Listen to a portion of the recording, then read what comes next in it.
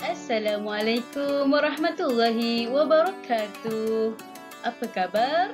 Semoga semuanya sihat walafiat. InsyaAllah. Hari ini kita akan belajar tajuk Beriman dengan Kitab. Kakak, apa yang kakak lihat itu? Kakak sedang melihat keindahan bintang-bintang di langit.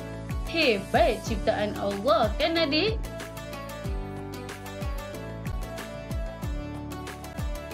Ya, murid-murid, kejadian alam ini Allah yang ciptakan. Semuanya diceritakan dalam Al-Quran. Ya, dalam Al-Quran, semua perkara diceritakan dengan jelas dan nyata. Al-Quran menjadi panduan hidup kita. Ustazah, saya nak tanya. Semalam ibu saya bercerita tentang Al-Quran. Banyak kisah dan pengajaran dalam Al-Quran. Ya, dalam Al-Quran banyak kisah dan pengajaran untuk panduan hidup kita. Mari Ustazah ceritakan apa yang dimaksudkan dengan Al-Quran. Al-Quran ialah kitab Allah, bermaksud kalam Allah yang diwahyukan kepada para nabi dan rasulnya. Kitab ini mengandungi syariat dan petunjuk, memimpin manusia ke jalan yang benar dan diredai Allah.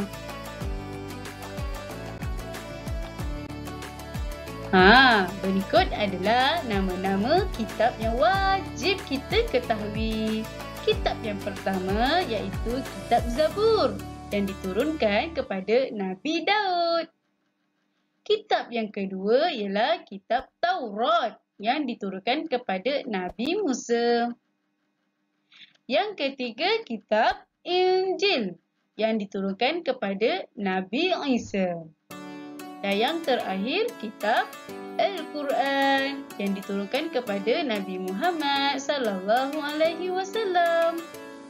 Ya, kita sebagai umat Islam perlu menjadikan Al-Quran sebagai kitab panduan kerana Al-Quran wahyu Allah Subhanahu wa Ta'ala yang mengandungi ajaran Islam.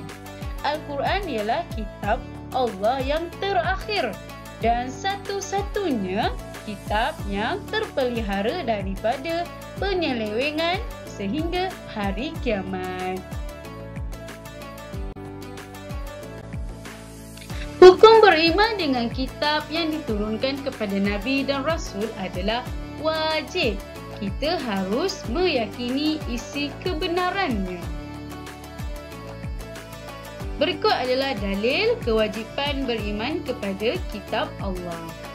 A'udzu billahi minasyaitonir rajim.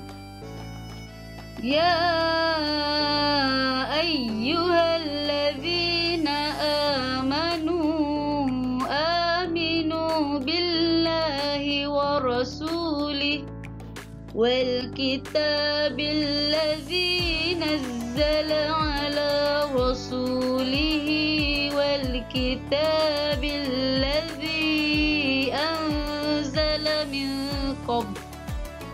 Maksudnya, wahai orang yang beriman, tetaplah beriman kepada Allah dan Rasul-Nya dan kepada kitab yang Allah turunkan kepada Rasul-Nya serta kitab yang Allah turunkan sebelumnya. Surah An-Nisa ayat 136.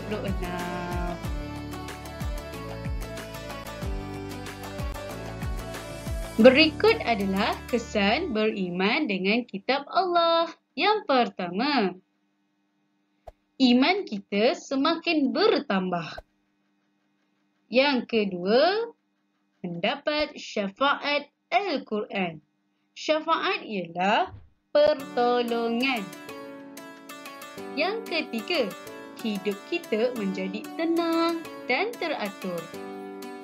Seterusnya, masyarakat menjadi sejahtera. Seterusnya, dikasihi Allah Subhanahu wa Ta'ala.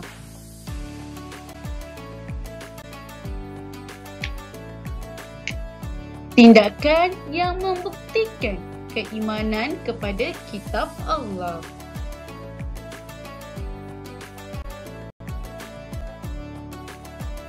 Yang pertama, menunaikan solat 5 waktu.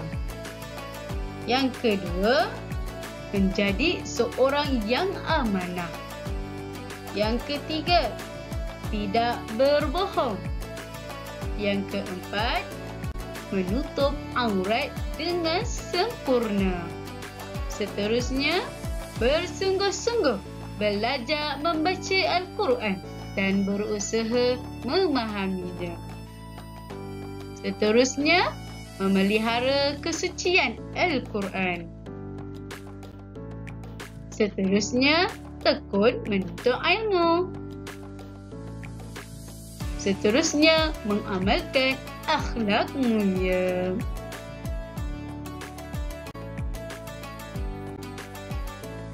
Kesimpulan, kita wajib beriman kepada kitab Allah dengan belajar bersungguh-sungguh, berusaha memahami dan mengamalkan isi kandungan.